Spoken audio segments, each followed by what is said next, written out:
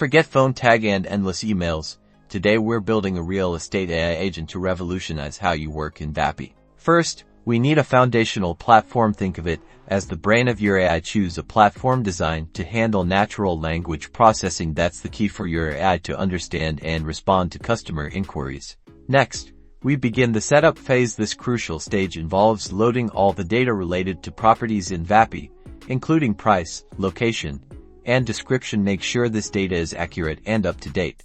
This information is the fuel for your AI assistant. Now comes the exciting part: training your AI. Program it to recognize common real estate questions, such as those on pricing, amenities, and open houses. The agent must also be able to handle scheduling showings through direct integration with your calendar. Time to set your AI agent loose. Deploy your agent on your website, social media, and messaging services. Give this tailored agent a unique name, logo, and brand identity. Test it to ensure it can hold real estate-specific conversations with potential clients. Finally, make sure to continue monitoring your AI. Analyze your agent to measure performance and how it can be improved regularly. Update the database with new listings and market trends. This will refine your AI agent and deliver exceptional value to your clients. That's how you build an AI assistant for real estate in Vapi.